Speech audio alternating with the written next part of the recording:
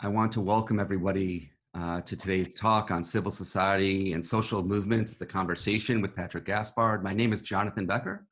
I'm Vice President for Academic Affairs at Bard College in Annandale-on-Hudson, New York, and a Vice Chancellor of the Open Society University Network. This talk is sponsored by the Open Society University Network and the Carnegie Council for Ethics and International Affairs. And what's interesting about this is it's part of a class on engaged citizenship that is being taught across the OSUN network. And as students enrolled from multiple institutions, from Sdciety in Ghana to the American University of Central Asia to Brock University in Bangladesh, Bard College in Annandale and Berlin, and the Bard High School early colleges in New Orleans, Manhattan, and Queens. The faculty come from Bard, CU, and European Humanities University, and it's part of a broader effort of the Open Society University Network to offer summer classes uniting students across the globe in studying issues from climate change to women in COVID to human rights advocacy. Before I move on, and so I will say that today we will be blessed with questions which are submitted by students of this class. We will have the opportunity for others to submit questions, and those of you on YouTube have the email address, which is engagedcitizenosun@gmail.com. But we'll also be honoring questions from students who have submitted, I think, 60 or 70 questions already, which we'll be sorting through, and Patrick has been so kind to sort through already.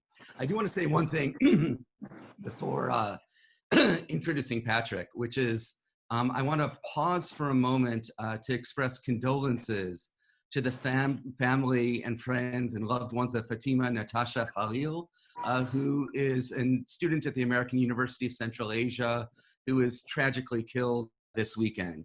She's a graduate of AUCA and Bard and was working for the Independent Human Rights Commission of Afghanistan. And we are just so saddened by the news of her death. And I want to express that our thoughts are with the family, our family at AUCA, her family, and the folk across the OSUN network who were touched by her. Patrick Gaspard is a wonderful person to speak to a class on engaged citizenship.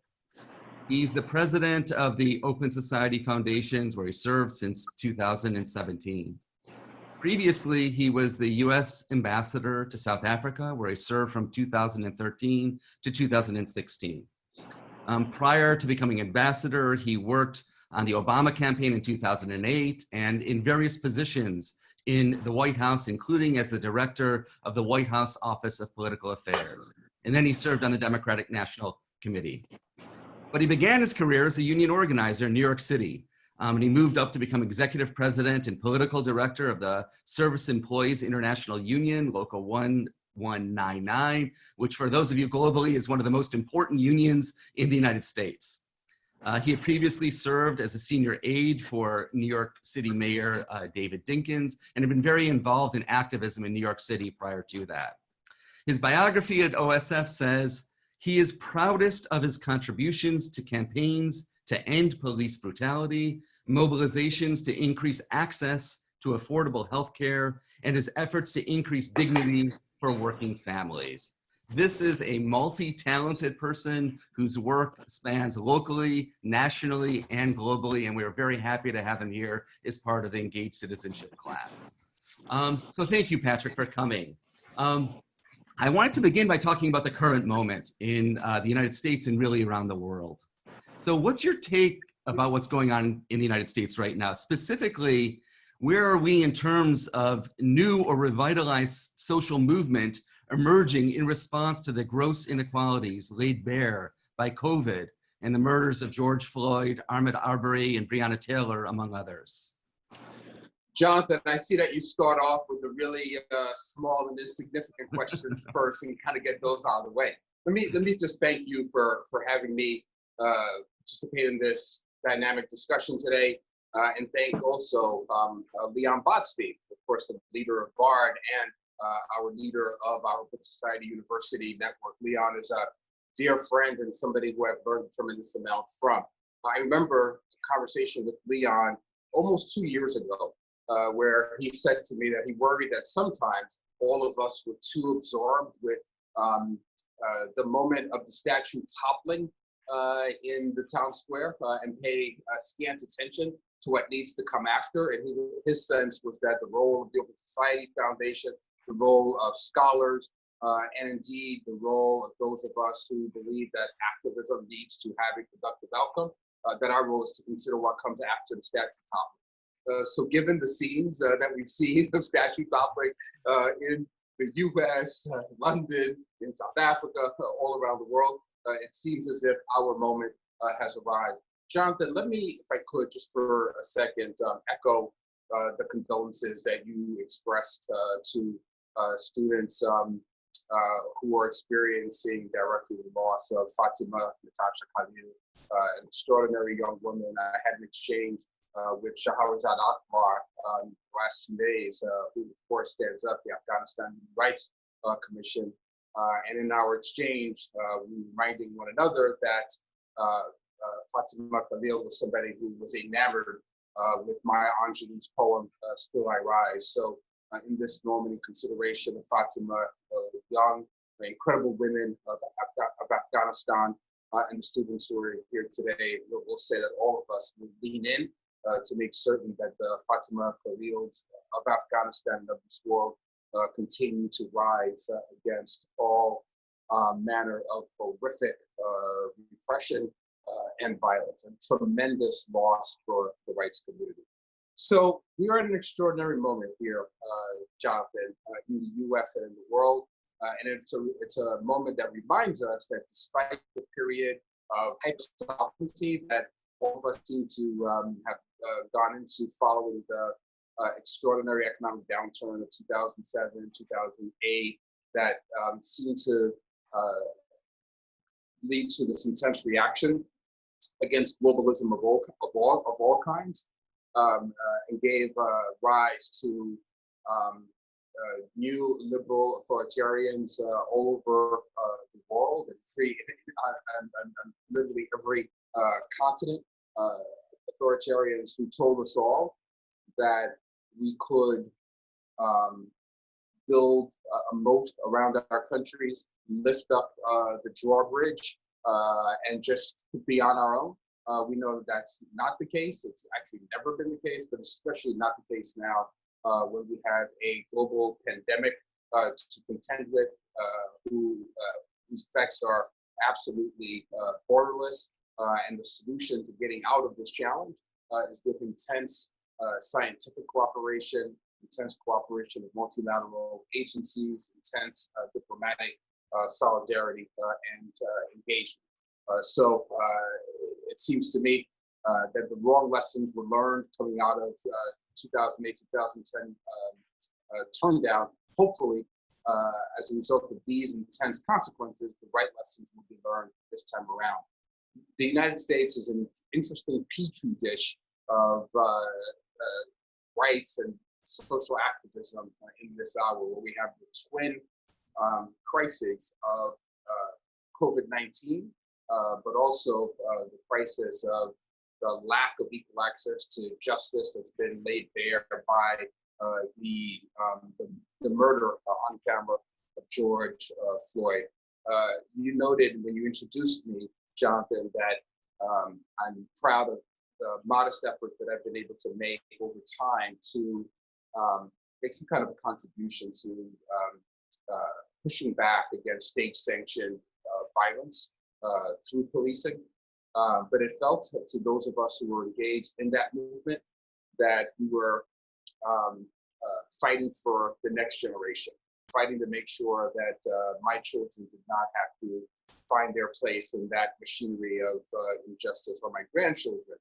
But suddenly, we are, all of us, through COVID, through this COVID moment and this policing moment, we're experiencing history at the speed of light. Suddenly, transformation that we thought not possible at all, transformation that we thought would really have to be taken up through a kind of steady incrementalism.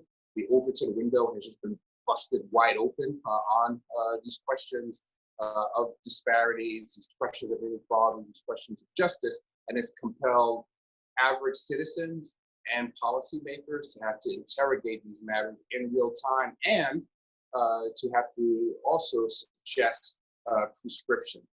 This is a moment where we have movements that are seemingly leaderless that have sprung up in every corner of society in America, and then have been amplified by civil society activists in other parts of the globe.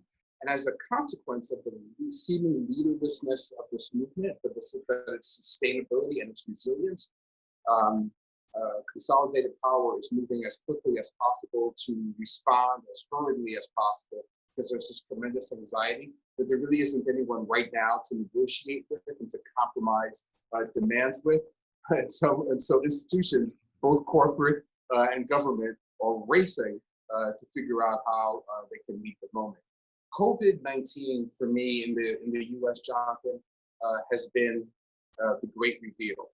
We've lived in the 20th century through the Great Depression and then the Great Recession, but now at this early point in the 21st century, we're going through the Great Reveal, because through COVID-19, which should have only been a healthcare crisis that could have been well managed by governments working in concert with one another, but through COVID-19, we've been shocked into an economic crisis that's revealed the deep-seated dislocations that have existed for some time now in our societies, and that have been woefully unaddressed, not just by government, but I would also suggest unaddressed by the human rights movement as well. There's a way that we have kind of separated the world of rights from the world of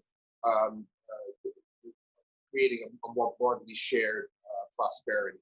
So in the US, no shock that communities of color have experienced the greatest levels of COVID contagion and COVID morbidity.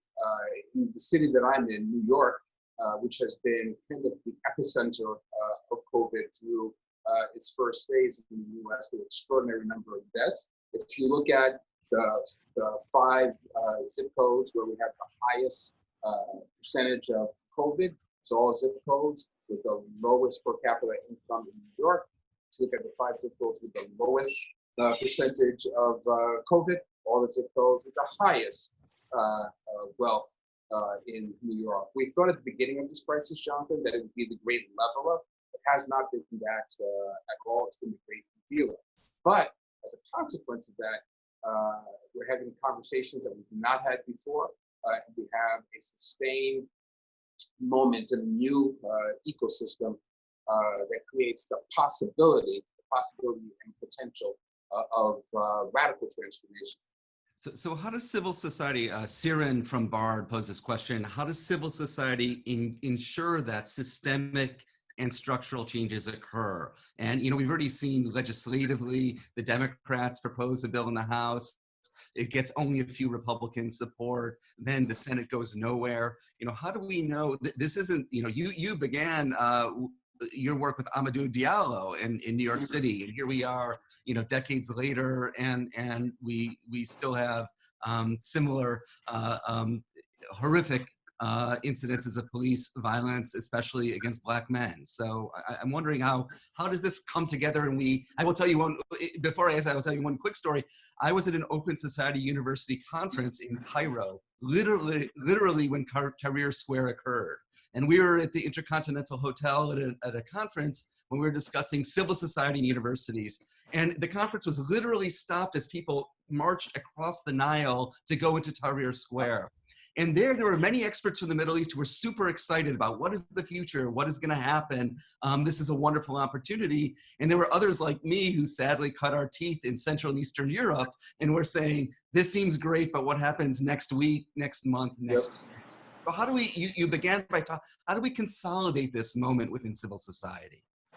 That's a fantastic question. And I'd suggest, Jonathan, despite your skepticism of that Tahrir Square moment, which was proven to be not unfounded, we're not really certain what the legacy of Tahrir Square will yet be. Right? There's a way that Tiananmen Square continues to make a real, continues to have a resonance in our politics and in social justice movements well beyond Tiananmen Square itself. And I suspect that the Tahrir Square movement and moment will have a legacy towards the common good, towards progress, despite the hopes that were dashed in that immediate moment.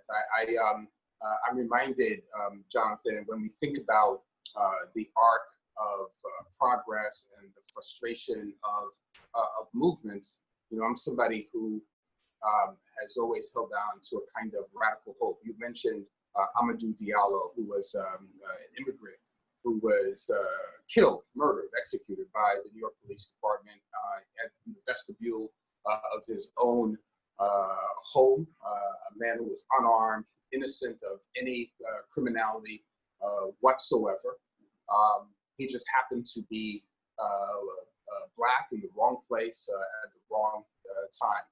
And I was blessed to be in a position to help organize sustained civil disobedience demonstrations and actions against what occurred in that moment. But it was not my first moment of being engaged in police violence issues. I've been engaged in them since I was a teenager, since I was 16 years old. I first experienced police violence myself and then saw it play out in my community. But the Diallo moment was a time when, through applied action and a tremendous amount of pressure on government and the development of a constituency of accountability, we were able to actually resource for the first time in our city an independent civilian complaint review board that's subsequently been modeled in other states in America and in other parts of the world. When I served as a U.S. ambassador in South Africa, I had South African justice activists explain to me how they were able to stand up modes of independent accountability based on what we had done during the Diallo moment.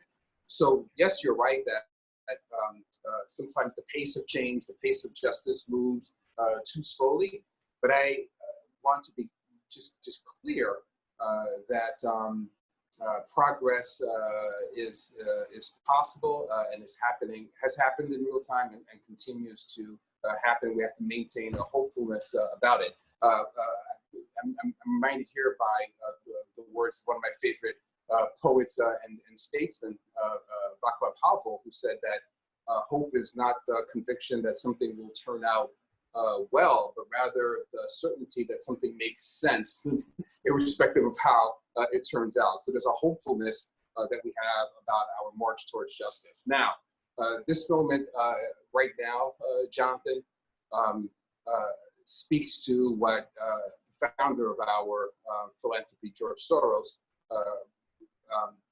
refers to as a revolutionary moment, a revolutionary time where suddenly the rules seemingly don't seem to apply, and everything and anything is possible, and that everything and anything that's possible may be towards the common good, but one has to be vigilant that anything is possible that could regress and retard progress as well. Right now, Jonathan, this is a moment where ideas and prescriptions that have been on the shelf and have been gathering dust since the Carnegie Commission in the 1960s over the last several decades, suddenly everyone's reaching again for those solutions and to apply them. We're at a moment where people are calling for a kind of radical reimagination of what policing looks like in our communities.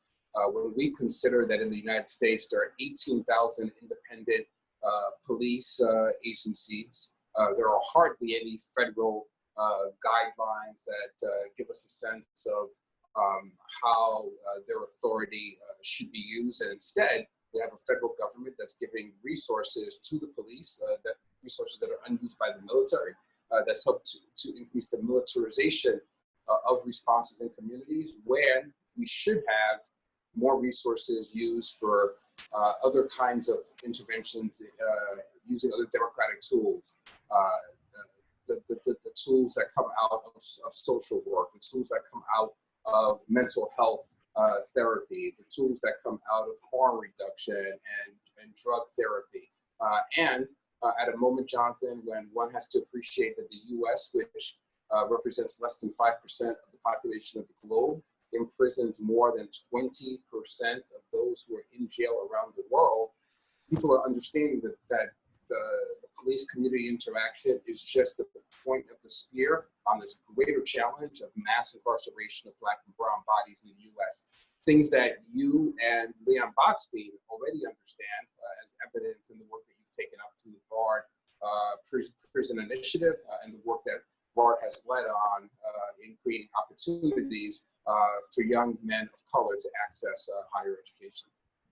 That's great. Thank you. I do want to say that I'm very pleased that the students in the class did read Havel's Power and Powerless. So it's great for you. That's a Bible in my home. Great. Well, fantastic. Well, they've read your Bible. That's good. I want to follow up. A student from Shahad from Brock University in Bangladesh had read your speech when you received the Spingarn Medal from the NAACP in 2019. In which you said the conditions in America demand that each generation fashions its own radical citizenship. And in class, we had an assignment which said, what does it mean to be a good citizen in? And people could define their geography, right? So what do you mean by radical citizenship, and what can a radical citizen do today to help affect change in the United States and around the globe? I'm embarrassed that that your citizens paid such close attention to anything that I read or said in the past, because I hate being called to account for my own words. The occasion when I delivered the acceptance speech at the NAACP for the Spring Lawn Award was a incredibly humbling occasion for me, Jonathan. The Spring Lawn Award is not something that is given out randomly. It is something that's been accomplished, achieved, given to some of the greatest heroes of the civil rights movement in the United States over the course of the last century, everyone from W.B. Du Bois to my personal hero and mentor, Harry Belafonte. And heroes like John Lewis. So it's incredibly humbling to have received it. And I think I may have been, fairly certain the youngest recipient in the history of the award. So I certainly recognize that I did not deserve it, but that the NAACP was giving me this award as a way of signaling something about current engagement, current boldness in institutionalized response to oppression. And I was excited to be able to receive that on behalf of my community, on behalf of those who came before me, on behalf of my colleagues in the Open Society foundations, who are certainly much bolder than I can ever hope to be. When I made those remarks and I referred to radical citizenship, Jonathan, I was speaking as a Black man in America who has come through a journey towards citizenship. Someone not born in America. I was born in the Democratic Republic of the Congo from parents who had to flee Haiti at a time of dictatorship in Haiti, a dictatorship that was supported, sponsored, if you will, by the United States of America. And then my parents went to the Congo, and I think we all know what happened in the Congo with the assassination of Patrice Lumumba, the ascent of Mobutu Sese Seko with the support of the Belgians, British, the CIA. And my parents left the Congo because of its instability and came to the US. And as a child in the US, I often heard the derogatory, derisive pushback whenever I asked any questions about the course of this democracy. Go back to your own country. You don't belong here if you don't accept this. And over time, I learned about the struggles that African Americans endured as they questioned the democratic platitudes of America. And I remember being probably about 12 or 13 years old when I came across an essay by James Baldwin, where he said that for him, the ultimate patriotism was accepting that a love of country meant an interrogation of the decisions being made by your government. So for me, James Baldwin was demonstrating what radical citizenship is through interrogation. And I was suggesting in my speech that I'm an American citizen now, American citizen by choice. But I was suggesting that I had earned that citizenship and having earned it through the difficulty of my predecessors, like Charmaine Perrault, an extraordinary hero in Haiti, who was assassinated by U.S. Marines during the U.S. occupation of Haiti. So I earned my citizenship through what Charmaine Perrault and his generation suffered and experienced. I knew that I earned my citizenship through what my parents endured as immigrants, even though they gave the very best of themselves to their community and to the American ideal. And I understood that James Baldwin and John Lewis and every person who stood up and shouted back at oppressors had earned their citizenship, and so had to take up a radical citizenship always and ever in pushing back and questioning and interrogating the space that we had rightfully earned in the public square. I was greatly influenced, Jonathan, by the writing of Henry David Thoreau as a young person. And Thoreau, I remember reading something from Thoreau that was then later echoed and amplified by an extraordinary short speech that I saw by the free speech activist Mario Savio, who come out of the Berkeley free speech movement, really influenced me as a young person. Thoreau wrote that as Americans, we should let our lives be the counter friction to stop the machine. Everyone knows that Thoreau went off famously into the woods and wrote this whole thing on civil disobedience, but we don't understand that Thoreau wasn't a reflective essayist, but was instead someone who put his body in front of the gears of the machine to prevent it from working at all. And he did this in response to President James Polk, who had invaded Mexico and who had decreed that runaway slaves who had self-emancipated should be returned to the Deep South. So this notion that we had to be a counter-friction to stop the machine, for me, is an aspect of radical citizenship that has informed always my activism and the work that I take on today. Sorry to give you such a lengthy No, you've actually answered several questions in the thing already in your answer. That's wonderful. I guess I want to focus in. I'm seeing a lot of questions which make sense in this class on youth and engagement, and I wonder if you could talk about a couple of things. So specifically, let's talk broad and then get specific. So broadly, we have questions from students in Russia and Bangladesh and elsewhere who are asking, how does a young person get involved in engagement in a system of authoritarianism? That's one question. Then we have a second set of questions, and I have this, there's two young Bard graduates who've done an amazing job building a program called Brothers at Bard, now called Brothers at, which is spreading across the country. And the question that implied in them is, what do you, as a Black male, say to young Black men who see the violence in America, and what can you say to them to give them the radical hope that you have and remain engaged? I'll try to start with the second question first, and then I'm going to ask you to remind me of the first one if I've forgotten it until I get to the response. So just let me just express some appreciation for the work that those young men are engaged in. The Brothers at Board mentoring program, for those who don't know, really invest in focusing on Black male achievement among high school and college students. An extraordinary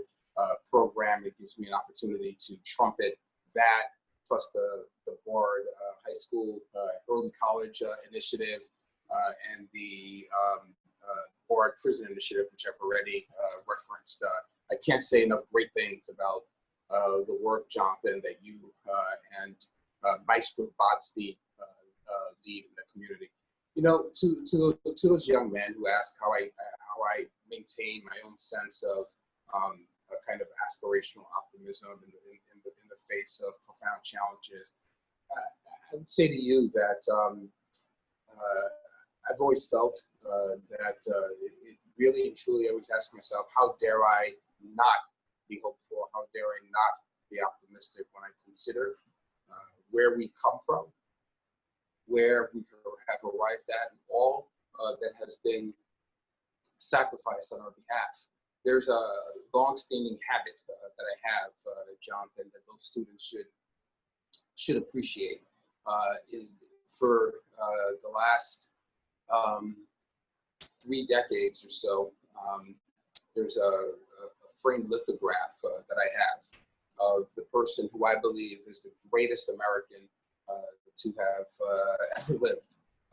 Someone who self-emancipated and eventually became the greatest orator of his generation, the most photographed figure in the world at the time that he was alive, eventually became a diplomat, became U.S. ambassador to Haiti after having been born a slave, and served as a kind of public consciousness for this country. That's, of course, Frederick Douglass. I maintain this portrait of Frederick Douglass wherever I go as a reminder that despite how difficult the moment, the hour might be that I'm experiencing, that there's a North Star that we're always pointing towards, and that our people have come through much greater challenge than anything any of us are experiencing right now. And they went through those challenges with a conviction, faithfulness, a sense that as individuals, their individual concerns did not amount to much in this world, but there's a responsibility that they had to the collective dignity and the community of correspondence that they were in, that would eventually, if they took up that responsibility with a fierceness, that would eventually lead to progress. You started off this discussion, Jonathan, by sending your condolences for the loss of Fatima Natasha Khalil. I think that it's impossible to wake up and get to the next day if you sit in the grief of the loss of Fatima and don't rededicate yourself, ourselves, to everything that she stood for, everything that she worked for, and everything that she held up as a articulated, bold aspiration. So to the 2 students who are asking this question, I say that we have that profound responsibility every day because we have seen that progress is possible. I have, in that regard, Jonathan, I've never been one who subscribed to the over-quoted kind of directive from Dr. King, who was paraphrasing another scholar when he said that the arc of the moral universe is long, but it bends towards justice. I've never been a subscriber of that. I've always been someone who believes that you've got to impose your will on that arc, that it's not bending towards justice on its own. And so to those 2 young men, I would say that this is a moment that brings into sharp relief exactly why we are engaged, exactly why the work of justice is one that we are commanded towards. And now is the moment for them to lean in and to impose their will on that arc. The second question you'll have to remind me of. Yeah, I will remind you. So the question comes from students in Bangladesh and Russia who are saying, okay, we are young people who care about our local environments, but we're in different political situations. And the Open Society Foundation's one of the things that distinguishes it is it works where it is allowed to work around the world, even in liberal and authoritarian countries. And I wonder, what advice can one give to people who live in those circumstances about how they can engage to hope for a better future? I'm I hesitate to give them any advice whatsoever, Jonathan. You know, too often when one is involved in this kind of conversation and you're at the front of the room, there's an instinct to give the impression that you've got an answer for every query, and that there's a direction that you can hand down that's been enshrined on tablet. I approach that question with a tremendous amount of humility, because despite the journey of my family through oppression and dictatorship, despite my own journey as a Black man in America, which is not quite a democracy for all, I hesitate to give advice, guidance to those who are living in spaces that are nearly, utterly, and completely closed off, seemingly, to change and towards democratic inclusion, in spaces where civil society finds itself not just spaces where they have difficulty operating, but spaces where they are brutally, violently repressed. What I will say is, even in those spaces, we've seen seismic change, and some of us have been fortunate enough to experience that seismic change within our lifetimes as a consequence of very, very, very modest and small contributions that we were able to make. Any one of your students who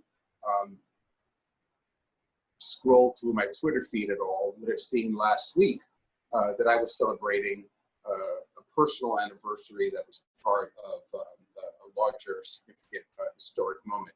I posted some photographs of myself as somebody with a little bit more hair 30 years ago last week, where as a young activist, I had the extraordinary blessing, privilege to be one of the coordinators for Nelson Mandela's first historic trip overseas to the United States after he had been released from 27 years of confinement for fighting for the basic fundamental rights of the Black majority in South Africa. And it was extraordinary for me to look at those photographs, to consider that moment 30 years ago and what it represented, not just in my life, but in the life of the world. I came to my political consciousness not just as somebody in the African diaspora, specifically born of the Congo and of Haitian descent, but as a result of what occurred in South Africa and the actions that were taken by young people in one of the most closed off, most brutal societies that we've known. In 1976, when I was 9 years old, I get emotional just thinking about it now. In 76, 9 years old, I see the footage from South Africa. And my father explains to me that young students in a township called Soweto had put themselves, their bodies, their friction on the gears of the machine in South Africa to say that they were going to be the generation that was going to stop the brutalization of their people and that would work towards emancipation of the Black majority in South Africa. And these young people gave the last full measure of themselves, were willing to die for their freedom. My father helped me to understand that it wasn't likely that they would see that change and that transformation in that moment. And it might take decades, it might take several generations for that change to occur. But the contribution that they were making in that moment would, no doubt, he had no doubt whatsoever that it would eventually lead to change. It's also a time, Jonathan, that, and to your students who are asking this question from those tough spaces, also a moment when I learned the power of diplomacy. In that same moment, someone who I revered at the time, Andrew Young, who had been one of the lieutenants of Dr. King, was selected by President Jimmy Carter to become the U.S. ambassador to the United Nations. And I saw in his spirited advocacy that took on bad actors in the world, but also took on the policies of his own government at home, his own government that he thought was on the wrong side of history. I saw the possibility of using the gears of government, the gears of spaces where people who look like me were not always welcomed or invited, to use them as leverage to extend solidarity and to build change. So as a result of all of that, I came to understand that even in the spaces where your students are, the contributions that they're able to make, that we are able to make as the Open Society Foundation, the civil society actors in those spaces make today, slowly but surely open the window to allow more oxygen into the room, to allow more transparency into the room, and to spur on the boldness of others. I've gone on too long in response to that, Jonathan, but there's a powerful moment in that dark space of South Africa that I think speaks to the question that your students are asking, and speaks to my sense of how one person can make a contribution and change. In 1965, Robert Kennedy, clearly after his brother, the president, had been assassinated, as he was trying to make his way in the world again, visited South Africa during apartheid. He defied the apartheid regime, defied the American authorities, and went and visited with Chief Albert Ntuli in South Africa, who was a Nobel Prize winner, somebody who was in home confinement and was eventually lost his life.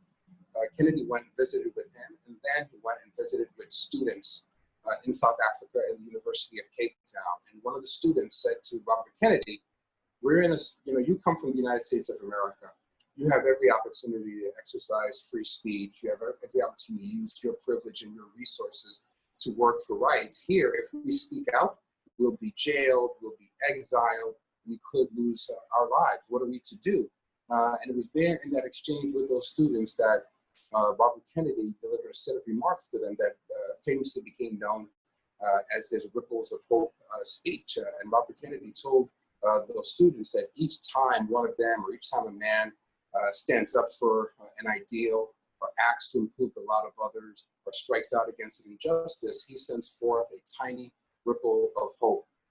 And joining each other from a million different centers of energy and daring, those ripples become a current that can sweep over the mightiest walls of oppression and resistance. So your students who are in Russia, who are in these other spaces, are making a contribution with their scholarship, will make a contribution with their activism that will serve as ripples of hope, that will bring down walls like the apartheid wall, walls like the Berlin Wall, or walls like the walls that exist in minds in their homes. Yeah, I wanted to say, I'm really glad you said that. I think one of the main themes we try to talk about in this class is about agency and ensuring that young people feel a sense of agency wherever they may be.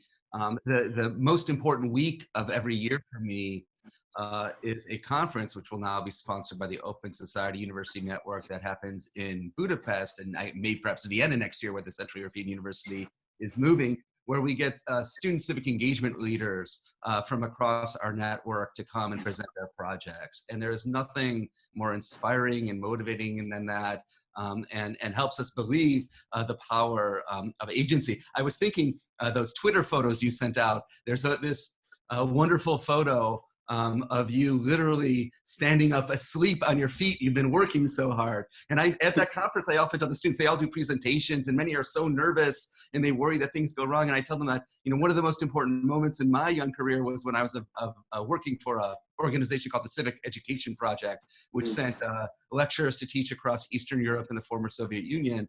And I ended up on a panel with George Soros in Vienna at Foreign Schwarzenbergplatz and the foreign minister of Austria at the time. And the only takeaway my friends had from that was that I drink a lot of water on stage.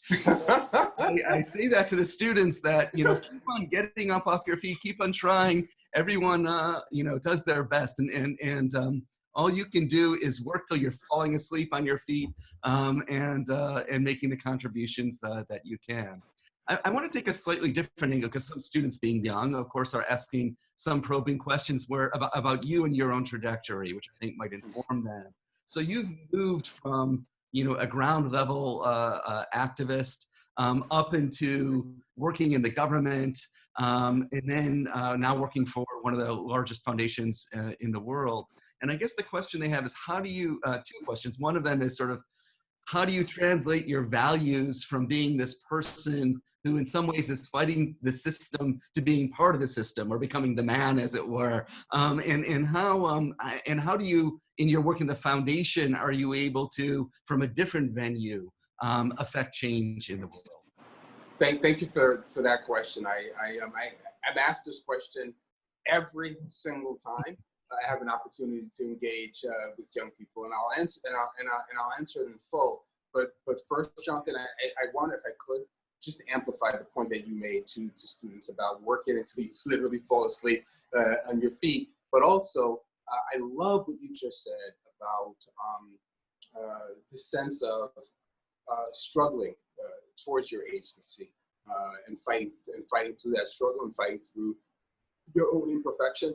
I had to learn that the hard way as a young activist, who always, invariably, for a very long time, would find myself to be the youngest person in the room, oftentimes the only Black person in a room. It took me a long time to understand that the voice that I was hearing inside my head was a voice that was worthy of being heard in the room as well.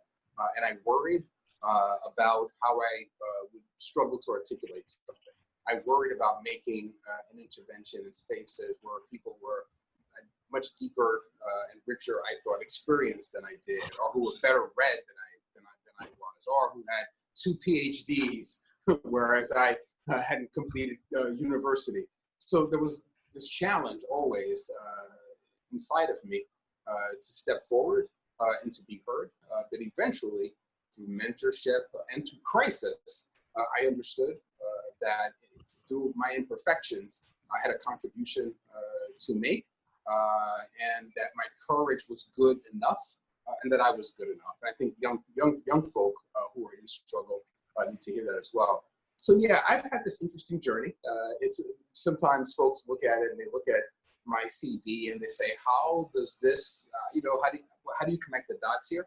I often tell students that I've only had one job my entire life, and it's and that job has been to give expression to the challenges of the communities that I come from, give challenges to this notion that the most vulnerable members of society have the same fundamental and profound rights as the most privileged members of society as well.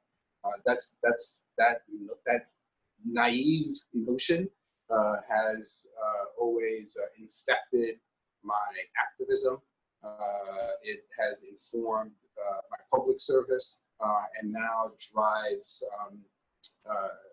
my activist intervention as somebody who is in a position of tremendous responsibility as it relates to the partnership that the Open Society Foundation has with grantees around the world. You know, Jonathan, when, you know, people ask me how I go from activism to government to philanthropy, it's funny. I don't feel like I'm in philanthropy because when you join George Soros's Open Society Foundation, you appreciate that you are working in a space of public service. The Open Society Foundation is a public service philanthropy that's doing that work, that critical work of accountability, but it does so in a way that speaks to my earliest instincts as an activist.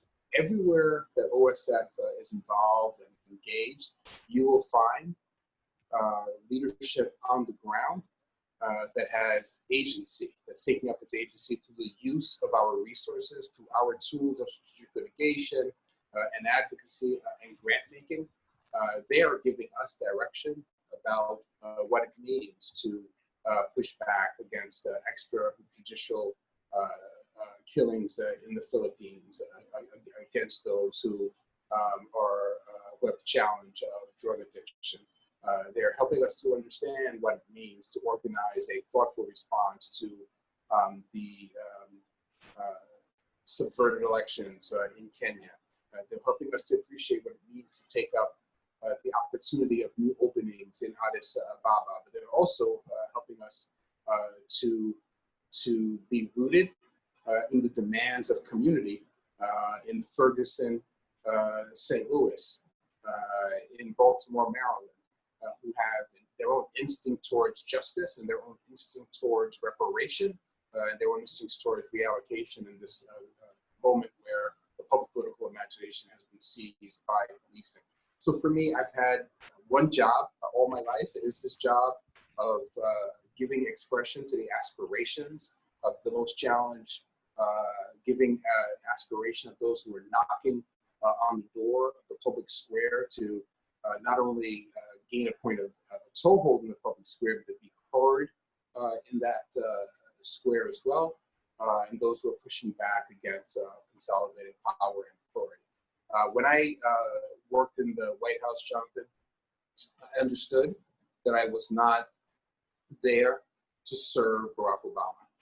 Instead, I was there in the service of Americans of every stripe, who I would see when I left the gates of the White House late every evening, and I'd see Americans standing there, some who were looking towards the building with a kind of determined aspiration, and others who looked at it in horror, who were out there in demonstration. I understood that I was there in service of their notion of democratic inclusion, and that's not been different in any space that I've been in. Jonathan, if I could, even though you have the gavel, I'm gonna exploit being your guest here, because I don't want to leave this conversation without making a little bit of news and a little bit of an announcement.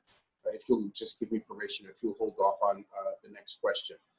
You've talked about the Open Society University Network. We've made reference here to George Soros, and you've talked about all that you've done with Leon Botstein at Bard to lift up some scaffolding around disparate institutions that have the same goals around scholarship and research and building inclusive centers of academy. I will tell you that personally, I've never experienced colleges and universities as democratic spaces. I've seen them as places that reaffirm the disparities that exist in the world, and spaces that are elitist, exclusionary, and spaces that don't welcome folks who come from the economically challenged spaces that I come from and the justice deprived spaces that I come from.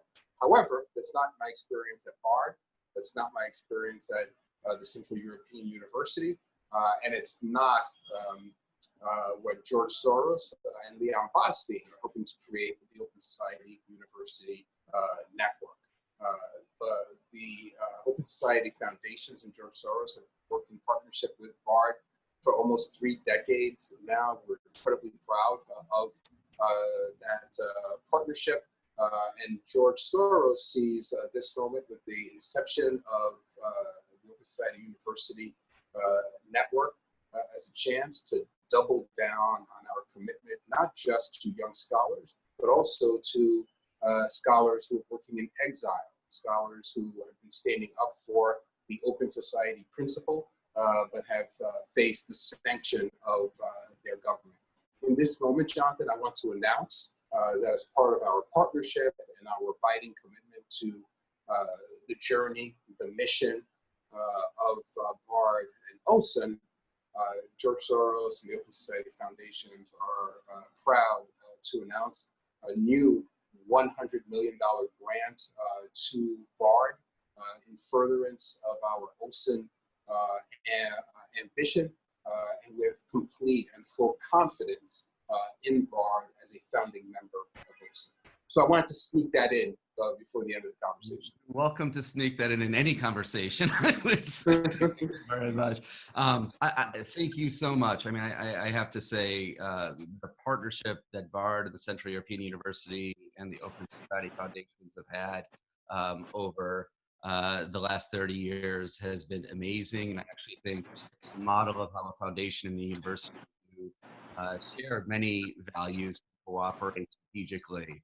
I think, I really take to heart what's so exciting to me about many of the programs we're talking about, the BARD Prison Initiative, Brothers at BARD, this program I mentioned about Black male achievement, La Voz, which is the largest Spanish language newspaper in the Hudson Valley, the BARD High School Early College in New Orleans, of which we have a student in this class right now, which is fantastic.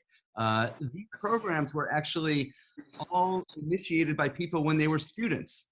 So I remember Max Kenner I think it must have been around 2000, pitching the BARD, no, he was 1999, pitching the BARD Prison Initiative as an idea. And the 2 young men I mentioned to, Dario Vasquez and Harry Johnson, talked about Brothers at BARD at our conference in Budapest, and then pitched the president to say, this is something the institution should invest in. And it's been amazingly successful. So I think the pride that I take is not about the institution's achievement, but about the ecosystem that we have built with our students and with our partners at places like the American University of Central Asia, Al-Quds BARD, BARD College Berlin, and now with new partners like Ashesi and Brock, together with CEU, which we hope to build. At its heart, for me, you talk about one job forever. I've had one job forever. I started as a volunteer teacher in Ukraine in 1992 as I was doing my doctorate, and I've been working in this ecosystem since then. And it's been amazing and rewarding. And if there's one thing that OSF and BARD and CEU and all of our partners can do, it is work with young people to give them this sense of agency and to give them a sense that at a time of cynicism, at a time of slacktivism, at a time of all sorts of things where it's so easy not to be engaged, that like you as a young man, have found that mission and meaning and that commitment that even when things don't go your way, you can still rise the next day and remain equally involved and undeterred and maintain that love of engaging with people. Which I think is at the root of what the Open Society University Network is.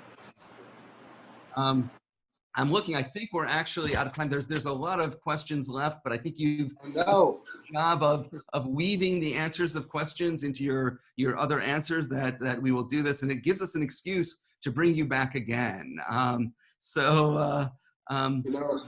Jonathan, it's been an extraordinary honor to be here, to be in conversation with you.